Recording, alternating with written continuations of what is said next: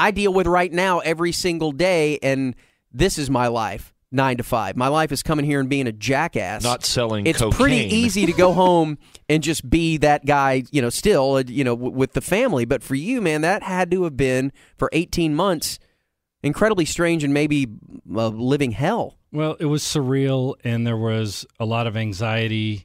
I wouldn't say necessarily depression, but just the anxiety and the stress of always being on was difficult. And after that first year, I mean, she came, and started drawing lines about you've either got to snap to it and be able to treat the family like you're supposed to, or because things are changing to the extent that she's not recognizing me anymore, which was part of the difficulty of being able to slide in and out of my persona, because it was still kind of me. Yeah. My name was even T. I mean, it was just, I kept everything close and relatable to my own personality. Got to know a lot of these guys. And so coming home, it's not like you take off the jacket and just relax and become yourself again. You're so closely related to your own personality that there's really nothing really to turn off, and you're expecting a call within the few hours, and you're just trying to squeeze in a good dinner. And getting home, the weirdest part was, this isn't a Donnie Brasco where they move you 2 states away and they put you under. I mean, this happened in my backyard, so we're still going to the mall, for heaven's sake. If I'm going to the mall on a Saturday, we have plans about how we're going to separate so that we're not recognized if I know the family member or somebody that I see in the city that I'm actually doing this mess. It's the land of the free and home of the brave. Stairs in the houses that the mutilate. 1 for the black man caught in the game, and 2 for the poor boys who young to explain.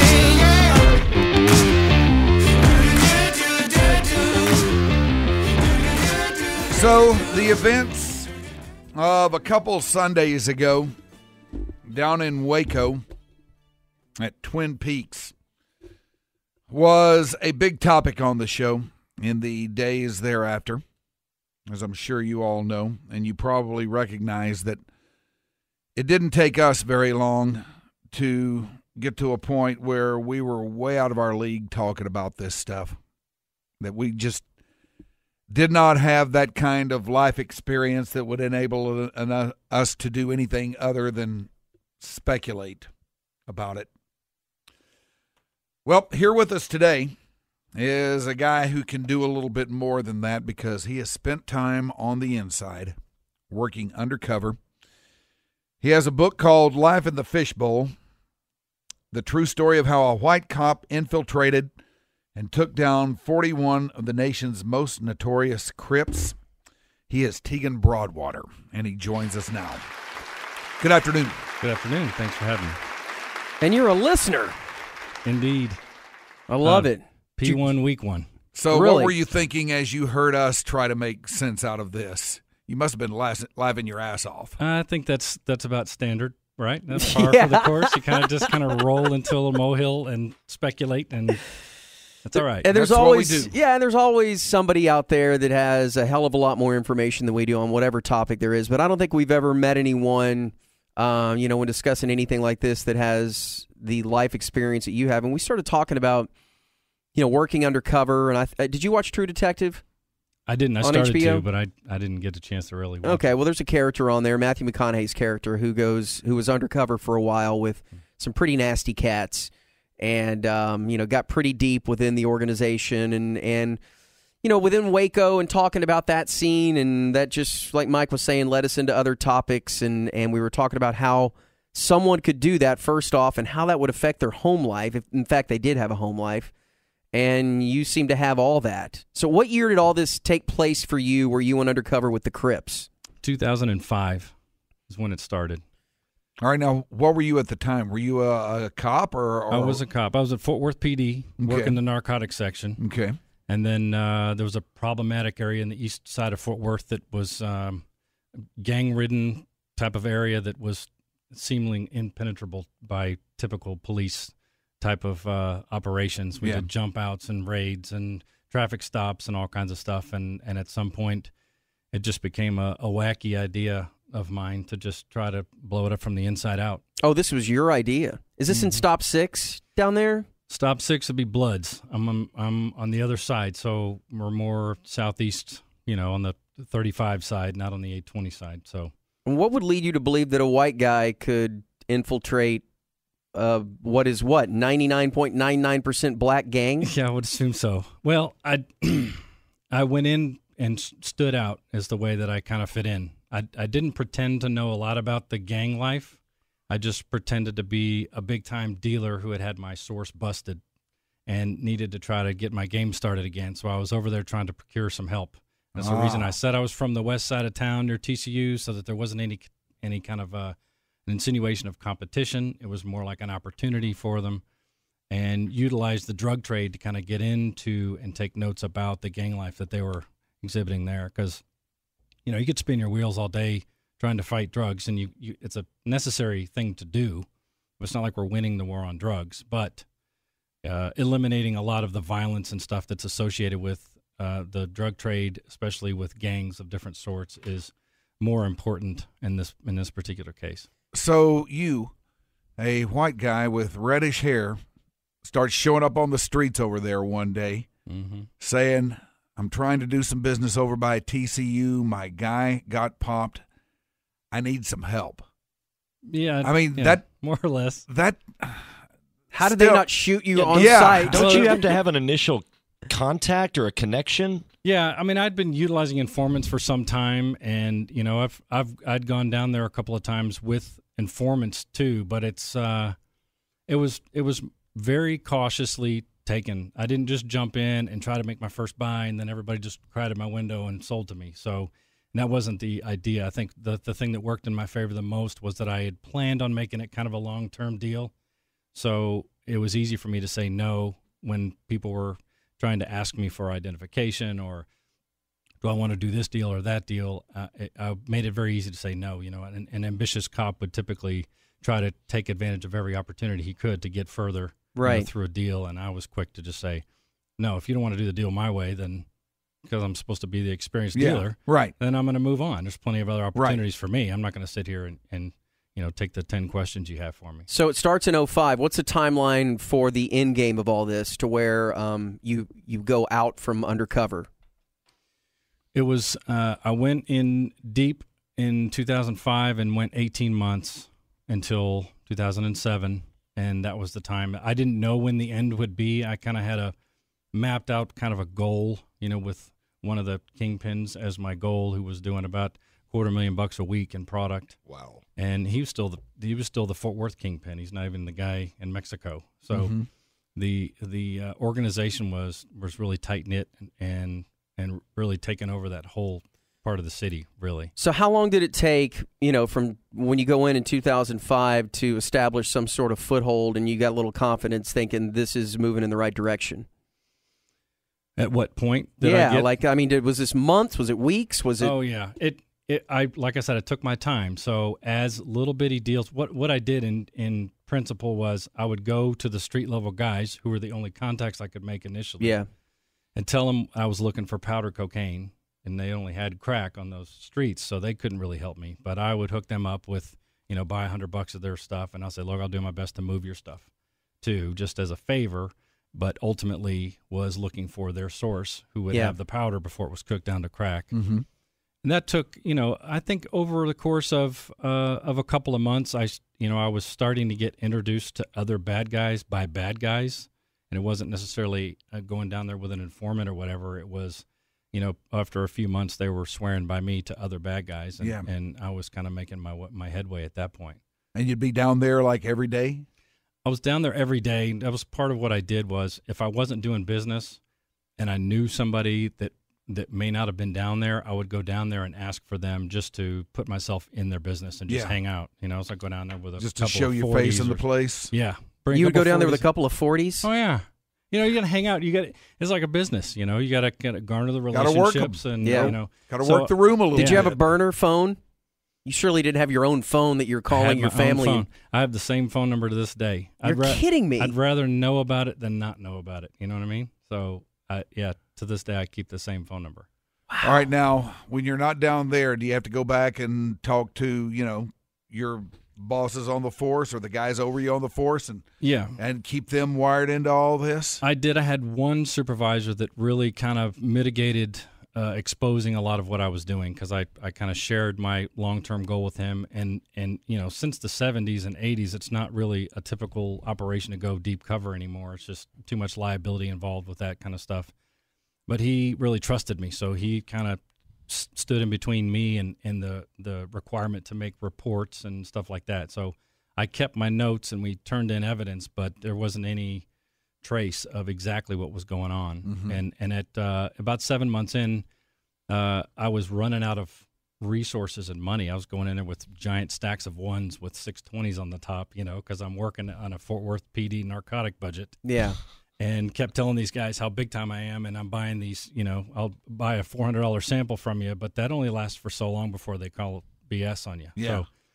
So eventually I shopped it to the feds, and the FBI Gang and Violent Crimes Task Force took me under their wing, and I was reassigned to the FBI, and there, I was able to get my car with the cameras and $8,000 you want to buy this, whatever, however much money you need. They were letting me. So that's when everything changed.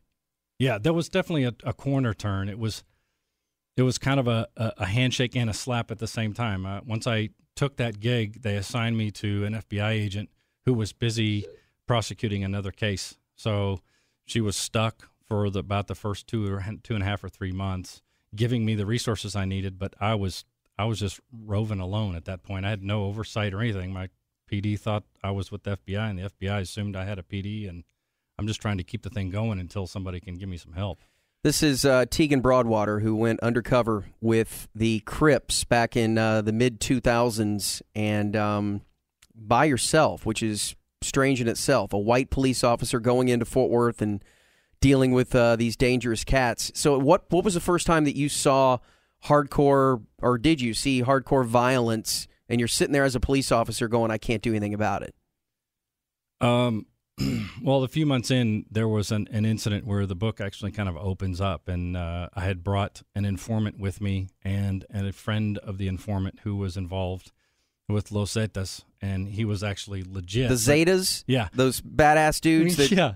So, Oh, and he was for real laying low and trying to stay away from the feds and kind of retiring himself, and had moved up here from south of Austin. And it was one of those quirky deals where, the informant I had with me was driving me nuts, and I decided I was going to just proceed anyway with this caboose. And it ended up really riling up the guy that I was there, was supposed to buy a key and get in and get out and get it done. And they ended up opening the door behind the burglar bar cage and greeted me and everybody else with a shotgun. And it wasn't even the guy I was supposed to meet. It was a guy I didn't recognize. And he's cussing and screaming and sweating, and got the shotgun, fixed on me and them. So, again, like you said, as a police officer to react, it's not something I can necessarily do. I have, collateral damage behind me that I can't put at risk. And so I'm talking him down. They eventually get the dealer I'm there to meet, comes up to the door and lets us in, talks the guy down, and there's a bunch of skirmish still. Everybody's yelling. And this Zeta walks in, and the guy doesn't recognize him, and my guy says, well, who's this guy? And then it riles up the shotgun player again, and he starts going nuts. And in absolutely no time, this guy, Carlos, ends up pulling a pistol out of his waistband that I was apparently unaware of. Is this the Zeta? Yeah. Okay. Shoves it right in the guy's mouth and pins him against the wall and starts screaming in Spanish. And so there's Tegan, who's not bilingual either, sitting there with my informant and his supposed friend, who's just snafuing the entire deal as far as I was concerned. I thought we were going to be done and cooked at that point. I stepped on the shotgun so that nobody could pick it up, and everybody's trying to talk in Spanish and English and trying to just chill it all out because, again, the guy was jumped up on something. God, what a chaotic scene that must have been. Yeah, it was lunacy. But he eventually pulled it out, and the guy's spitting teeth and blood in the sink. And obviously, I'm like, "Hey, you're going to excuse us. We're going to get out of here." And I kept wondering if it was a deal breaker or an enhancement. And apparently, it gave me a little street cred after that. And I think we, it kind of elevated somewhat of the status just because of the fact that I didn't necessarily freak out over it. Yeah. Externally anyway. Yeah, I'm sure internally you are. All right, let's take a break because I want to get into, at the time, you had a son, correct? That's correct. And you had to go home at night to this family? Yeah. Okay. I want to get into that side of things and then clearly how everything ended up on you arresting 41 or taking down 41 of these Crips who eventually went to federal prison. This is Tegan Broadwater. What we're about to do here is being brought to you by American Leak Detection. And what we're about to do here is listen to a little bit more of the fascinating story of Tegan Broadwater, undercover with the Crips, and busted 41 of them as detailed in his book, Life in the Fishbowl. All right, now, we've gotten into probably just a little chip off the iceberg of your time and activities undercover.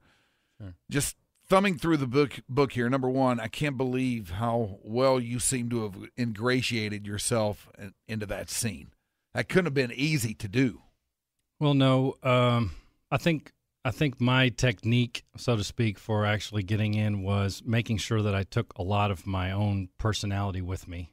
There's a lot of guys that try to train for different types of situations and to engage in certain personas and stuff. And I've just kind of thought it would be a lot easier for me to be what Tegan would be if Tegan actually had some of these sociopathic tendencies and just go forward with that. So I felt at ease. I learned a lot about these guys from the inside, and it was remarkable to learn.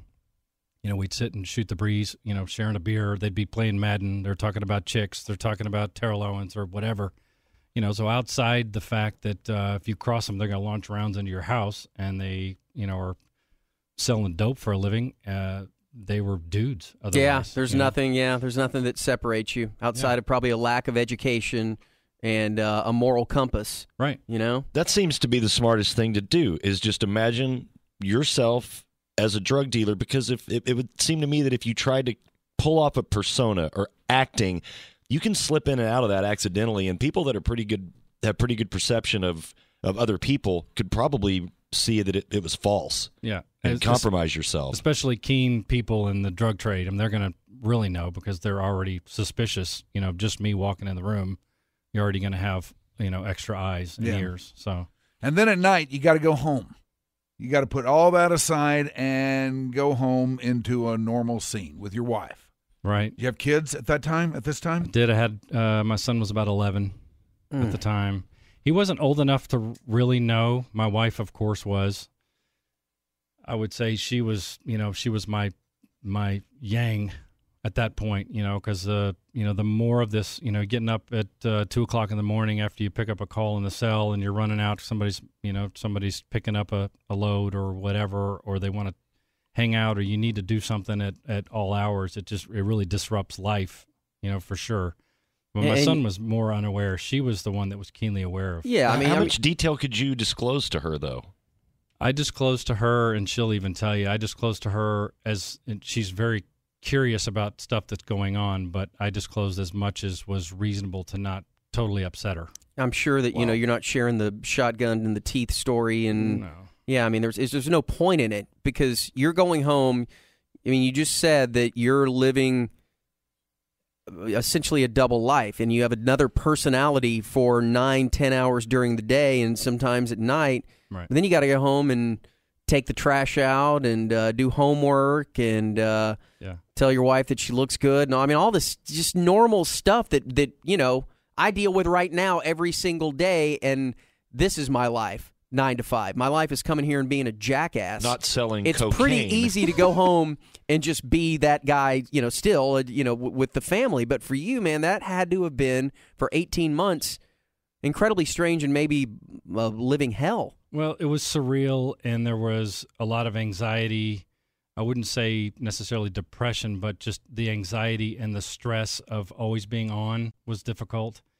And after that first year, she came, and started drawing lines about you've either got to snap to it and be able to treat the family like you're supposed to, or because things are changing to the extent that she's not recognizing me anymore, which was part of the difficulty of being able to slide in and out of my persona because it was still kind of me. Yeah. My name was even T. I mean, it was just, I kept everything close and relatable to my own personality, got to know a lot of these guys. And so coming home, it's not like you take off the jacket and just relax and become yourself again. You're so closely related to your own personality that there's really nothing really to turn off, and you're expecting a call within the few hours, and you're just trying to squeeze in a good dinner. And getting home, the weirdest part was this isn't a Donnie Brasco where they move you 2 states away and they put you under. I mean, this happened in my backyard, so we're still going to the mall, for heaven's sake. If I'm going to the mall on a Saturday, we have plans about how we're going to separate so that we're not recognized if I know the family member or somebody that I see in the city that I'm actually doing this mess in. Did you ever see anybody? Yeah, one time, only one time, and it, like I said, my son probably enjoyed it. I don't even know if he knew the difference. Like I said, we didn't go into detail, but my wife is certainly smart enough to know that we just would walk and kind of spread apart gradually as if we had just been kind of passing one another. Right. And so you just kind of broke off, and she probably had oh, geez, Pete. That's so Boy, weird. you had to be able to toggle back and forth just on the fly in an instant. Yeah, you have to. But like I said, that wasn't difficult. The difficulty was really taking the fine line that I'd drawn between my persona and my true self. Yeah. That line, the broader it becomes, the more difficult it might be when you're under and working with these gangbangers, but it makes it more difficult to discern really what type of attitude you have and what type of emotions you're sharing when you're barely a different person from when you just got back from the hood. You mentioned the phone call at 2 a.m. Was that part of the line that was drawn? Stop taking the phone calls. I mean, was there ever a phone call that you turned down? No. You always answered. No, I always answered. She was just starting to not recognize me as the person she married, and that's basically where it was put to me. She even has a section in the book, and we had so much curiosity from people that were giving input about the book about how she could stand it. She's the hero of the whole game, because without her emotional support and the times when she can stand you up and say, "Hey, slap, you need to wake up, bub. Yeah, come back to life here a little bit." I mean, it was really a necessity, for me. So now you brought down 41 of these guys. Did they all come down at once? Was there like this big bust where they go in there and round them up after you had enough on them, or how did that work? Yeah, we had 51 rounded up total. 41 are the ones that went federally, and we had about 200 and some plus law enforcement, from the feds to local guys. Had guys coming in from Arlington, SWAT teams, everybody. We just coordinated a massive raid.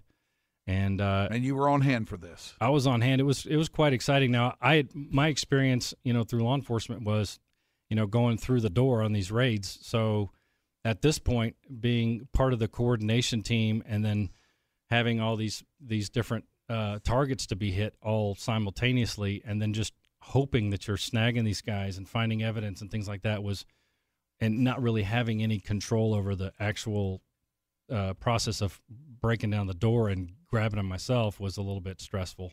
So you actually had moments that when the arrests were being made that you had to face these guys that you were friends with and had befriended for 18 months and you were found out at that point? Yeah. That was oh my God! I can't imagine. That was one of the more fascinating parts. Outside once we rounded them up, which also took a while because you don't get them all the first try. So then you've got the rumors going around that T's not T, this is something else, and you got guys on the run and people in the hood now knowing who I am. So I'm worried about getting them rounded up. Did you have a form of Stockholm syndrome where you almost felt sorry for these guys? No question. You did. So because you were friends with them at this point, or as close to friends as you could be. Yeah, there were a handful that I held high hopes that would plead out and share information and get the absolute best deal, and I was going to do everything I could to take care of them. And there were a few that did that, and there were a few that I really had hoped would that didn't, and they got hammered because this federal time is not a game. Did you tell any of these guys that look? What's happened, but I like you, and if you'll plead out, I'll do the best I can for you. Yeah, I had either one reaction or another. The two types of reactions I had was they didn't want to talk to me at all because they were just pissed, and that was it. Mm-hmm. Or I would be sitting on one side of the table with the FBI agent and talking to them, and the FBI agent would be grilling them about something, and they would just look at me and say, "That's not true. T, tell them. It's not true. You know me, T, you know." Yeah. And I'm thinking, wow, they can't separate me. They see me, and I'm not sitting there in a uniform or anything. They know me as T, and so they still, even sitting across the table in the federal jail isn't kind of getting through the head. And again, I did have quite a bit of sympathy for them. It's a reason why they're in prison, but it's not an excuse to keep them out. Did you see through it all too? And it's a huge topic of conversation right now. Just they're doing bad things, but how societal it all is, and just how they're bred into this lifestyle, and from the age of 10, 11, 12, maybe even younger than that, they get involved in the game. And it's a lifestyle where you mentioned that you're living over there by TCU or whatever, how it just, it's nature versus nurture, essentially. And you see it right in front of your face, how these guys, it's a dead-end road when they're born. Right. Well, and that's why the profits of the book are going to organizations that mentor children of incarcerated or murdered parents, because ultimately the only way that you're going to keep these operations from being necessary is to mentor these kids from an early age and get them turned around, because most of them don't have dads or father figures. Sure. And so that's it. It seems kind of cliche, but the gang offers you a familial type of relationship, and a lot of these kids don't have that at home. They don't have the type of discipline, and then they go to jail and they get out and they're 30-something and they still don't know how to write a check or have a budget or are educated enough to get X job. They don't know how to dress up or even fill out an application. They're starting from scratch, and so it's just an endless cycle. And we saw that on The Wire. Did you like The Wire? Yes. Yeah. No, I honestly, I had a hard time watching The Wire because that's all I did all day. And then I would come home and start watching a couple episodes like, man, I'm done. I'm done. I live this. I can't watch it. Yeah. Yeah. So, well, was there, were you, throughout your time there, were you always carrying some form of weapon, or did you have did you have your service weapon on you? Or was that, no, you couldn't really? Well, no, I had a little 5-shot revolver that I kept with me, and I still carry to this day. It's just, it's not, you had a lot of people that are like, well, how do you keep the weapon on you and not get searched or all this kind of jazz, or how do you not take drugs? And those are the types of questions I get. But again, I controlled the situation because I am supposed to be the big-time dealer coming over and making a little parallel jump into this other game. So you never had to smoke crack with these guys or anything like that? Were they all doing it around you and stuff? No, not all of them. Now, once you get to a certain level, you're talking about people doing business. So they're not on crack. They're doing business. They're sitting there in the living room, like The Wire, counting $1 million in the living room floor. I mean, it's nutso. But I told them I was on parole and had a parole card. But again, having the card meant nothing because I was never going to show them that. They could either believe Did you it have one? or not. Yeah, I had one. Okay. I even went to the little piss test every once in a while. I went downtown and saw a couple of them there. I'd stand in line to go take a piss test, just so it would just kind of bolster make it the look whole right. thing. Yeah, this is part of the deal. And everybody down there, did they know who you were? Or is this one of these deals where the fewer people that knew what was going on, the better? Yes. No one really knew until this started coming to a head. And that's why I said that supervisor that I had in the narcotics section originally really protected this from blowing up in the wrong direction. Yeah. When this thing ended, I found such a passion and learned so much from this. Flying by the seat of your pants, you learn the good and the bad. And we tried to do another one of these things, and I was spending time in Freeport, and they were shipping stuff across, and it was Mexican gangs, and it was coming straight up 35. And they assigned me a small team of people that we were going to put together this awesome blown up operation again. And 2 months into it, it was just outrageous how many people had their fingers and stuff, and it just doesn't work like that. Yeah. Things don't fly. Were you amazed at the organization? I think typically people think of these criminal organizations as you either look at it one of two ways, that they're bumbling fools or that they are highly organized. Did you see the highly organized side of things once you got to a certain level? Yeah, absolutely. Really smart guys, obviously leveraging their intelligence the wrong direction. But once you get to a level of somebody, making $1 million a month, it's hard to convince them that, hey, if you get a real job, you could do real well for yourself. Where did they live, the guys that were making that kind of money? So did you reach that level where you were friendly with dudes like that? Mm-hmm. And did they live in normal? I mean, Yeah. I just don't imagine them living down in the rough areas of Fort Worth. They do. That's where they grew up. And they were talking about gangs. I'm just using the drug angle to get into the gang lifestyle. So these guys were really into the gang stuff. I mean, when we rounded all these fools up, we instead of saying, hey, if you want to make good on this and cut some of your sentence short, you're going to need to get good information. It's not about telling me where another dope house is. That doesn't help me. Yeah. What we did was we solved 9 cold case murders. Because all these guys, some of these guys that I was dealing with at the time, of course I didn't know it, but were responsible for, several murders. And these guys really played it for real. Yeah. So those are the types. And again, a lot of the guys at the top are really smart. You got to know how to keep your hands off stuff. And that's why it's so hard to get to them. There's usually not enough police resources or patience to take a long-term project like this and see it to the end. There's just too much time put into it, and there's too much liability sending someone like me in to do something like that. Are you? Clearly you're cool with everything. You've got a book out. Your name is here. You're on the radio. Is there any post? I mean, it's been a decade now since this has all gone down. Yeah. Did you walk around the first few months or first few years and always looking over your shoulder? And yeah, we had some direct threats, over the first year, and my wife never stayed home by herself. And if I was working late, she would just sleep in my truck with me until we were done.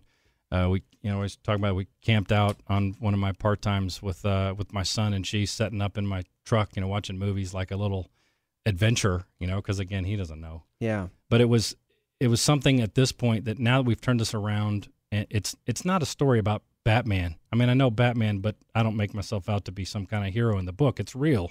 So there's plenty of screw ups in there, as well as the realistic aspects of what was more difficult to accomplish, but. Ultimately, it's generally supposed to benefit the neighborhoods, that were directly affected by this stuff. So the monies from these books are going straight back to help the communities that were affected by these people that are taken off the streets. And we left 104 kids now without at least one parent. So again, the whole purpose behind the book is not to make me look awesome. Mm-hmm. It's to bring light to the fact that this type of cycle can be turned around if we pay attention to what the problems are, which you brought up yourself. I mean, it's kind of a commonly known thing that if you are brought up in that type of environment and these are your only choices and you have no mentoring options from somebody that can actually show you that you're capable of doing something better, then you end up being lost.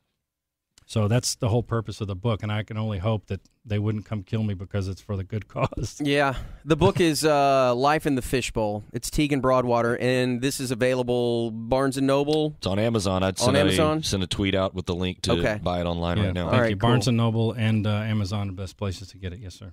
Awesome. Dude, Great stuff, man. fascinating. Thank you y'all. so much. Amazing story. Yeah, it's an honor to be Really here. enjoyed having you on. Yeah, thanks for you. being a P1 too, man. Yes. Very cool. Absolutely. Tegan Broadwater, there, the author of Life in the Fishbowl.